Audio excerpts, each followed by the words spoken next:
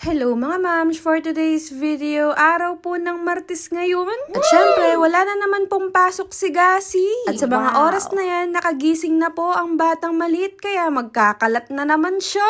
At ayan na nga po, kakasabi ko lang nakakalat na naman yung mga laruan niya. Diyos ko, Gasi, o talang patugot. Charis! Dahil nga nagugutom na naman tong batang malit kahit kakatsabi lang niya, Diyos ko, may niya jarugong kutkutin na. After nga niyan, etong at lumabas ako dahil magdidilig ako ng halaman pero itong isa agad-agad nakasunod siya. Hindi pa mapantay yung kanyang pajama dyan. Dahil nga narinig niya ako lumabas kaya ayun, nagmadali na.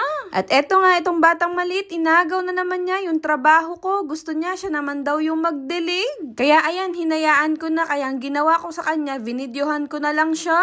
Para naman may mai-content tayo for today's video. Kaya lang ang problema sa batang to, papatayin niya yata, lulunurin niya yung mga halaman ko.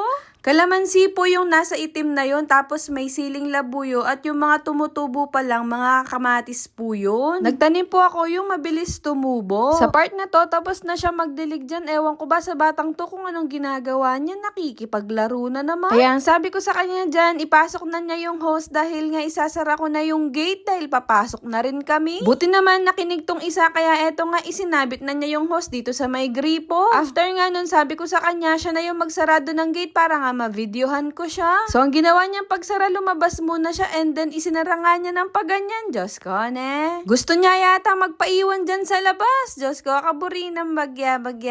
Bagya na kapad, Gasi yan, itang makaluwal-luwal. Fast forward nga po natin dito sa part na to, nakatulog na po siya dahil hapon na po ito. Hindi na po ako nakapag-video after po namin magdilig dahil busy nga. Syempre no, napakain ko naman ng batang maliit na yan bago yan nakatulog. Dahil nga mga 3 PM na po yan ng hapon, meron akong narinig na nagtitinda ng merienda. Kaya eto, lumabas ako para bumili ng kanyang tinda na turon. Dahil meron akong naisip na gawin na hindi ko pa nagagawa noon pa kahit alam ko na kung paano gawin. Kaya lang nga walang pagkakataon dahil walang nagtitinda ng turon. Pero dahil nga eto't nagtinda na si Lola ng turon, bumili na ako. Gusto ko kasing masubukan yung ginawa ni V. Cortez, yung isang vlogger. Eto nga yun no. Isinasawsaw kasi ni V. Cortez yung turon sa Bear Brand na gatas. Kaya ayan, nung nakita ko ngayon, gusto ko nga din siyang gayahin. So eto na nga, nakabili na tayo at si Map, meron tayong Bear Brand. Diyos ko, Hindi ko alam kung anong magiging lasa niyan, hindi ko rin sure kung magugustuhan ko ba.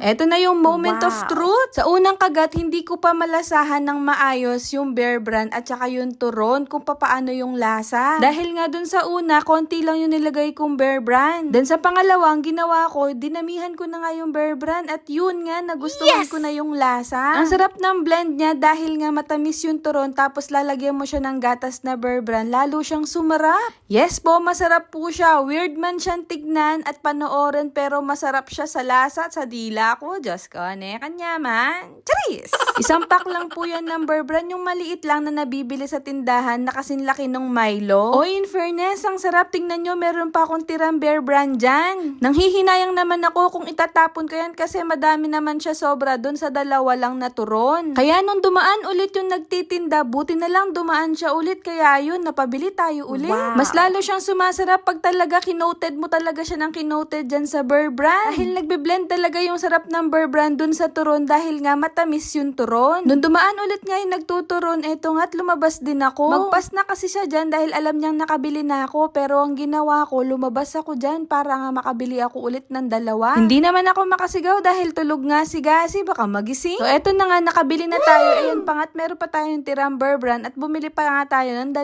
pirasong turon. Sobrang sarap niya kasi, promise. Itry nyo man, tignan ko kung hindi nyo magugustuhan. Sobrang busog ko nga dyan. Ikaw ba naman, makaapat ng turon, hindi ka masusuka sa busog? Pero don't worry, hindi naman po ako nagsuka, talaga nabusog ako ng sobra. Subukan nyo po minsan para matry nyo din dahil masarap nga naman. Dahan-dahan nga lang ako ng pagkagat ko dyan, baka nga marinig ni Gasi dahil medyo malutong yung turon. Baka hindi pa matuloy yung pagmumukbang ko dyan. Diyos ko, megmukbang na ako, ping turon at Bear Brand. Charis! Alam naman nating lahat kung anong lasa ng Bear Brand, kaya kung ipapartner mo yan sa turon, lalo siyang magbe-blend na masarap. Kaya kung ako sa'yo, kung napapanood mo to o napanood mo na to, itry mo na.